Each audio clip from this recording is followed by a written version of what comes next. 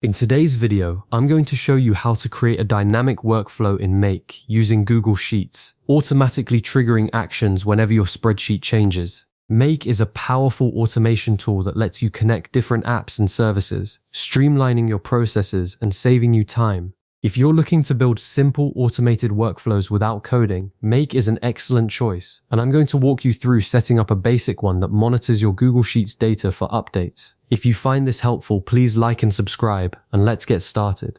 Okay, first things first, let's prepare your data destination. Before you even start building your Make scenario, you need a clean and well-structured source of data. This is where your Google Sheets come in. Open up Google Sheets and create a brand new spreadsheet.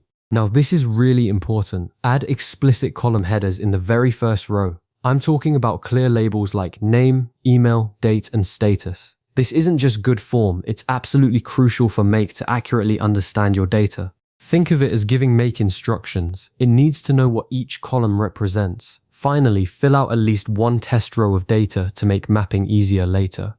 Populate it with some realistic information, and we're ready to move on to the next step.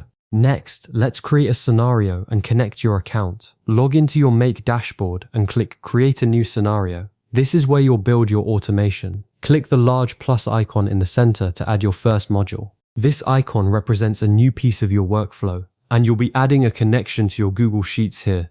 Search for and select Google Sheets. Make has pre-built connections for many popular apps, and Google Sheets is one of them. Click Add to create a connection, sign into your Google account, and authorize Make's access permissions. Make needs permission to read and write data to your Google Sheets, so it's a standard security step you'll need to complete. Don't worry, it's a straightforward process, and it's crucial for Make to actually work. You'll see a confirmation screen, and then you're good to go. Now let's talk about choosing your trigger or action. This is where you define what happens when your Google Sheet changes. Depending on your goals, choose one of the three foundational workflow configurations. Make offers three core workflow types: trigger, action, and filter. We're focusing on trigger workflows today. Use Google Sheets as a trigger watch rows if you want an action to happen elsewhere whenever your sheet updates. This is perfect for automated alerts, data synchronization, or any situation where you need to react to changes in your spreadsheet.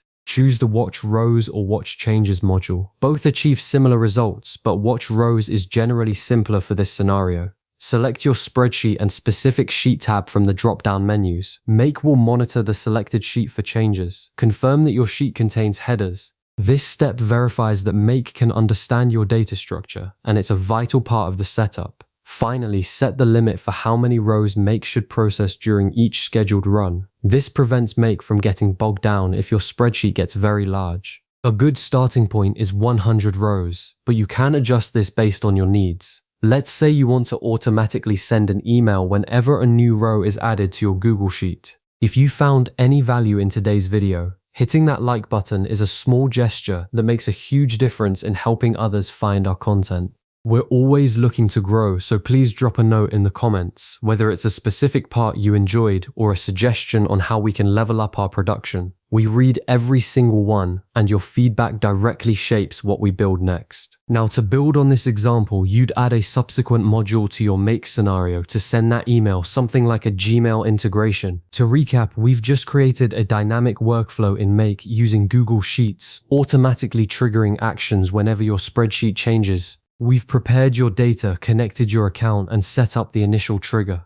This is just the beginning. You can now add more modules to create complex and powerful automation flows. For your next steps, explore the other workflow types, action and filter, to see how they can extend your possibilities. Remember to always check your Make scenario for errors, and don't be afraid to experiment with different configurations. If you found this helpful, please subscribe and hit the bell icon so you don't miss our future videos on Make automation. Thanks for watching, and I'll see you in the next one.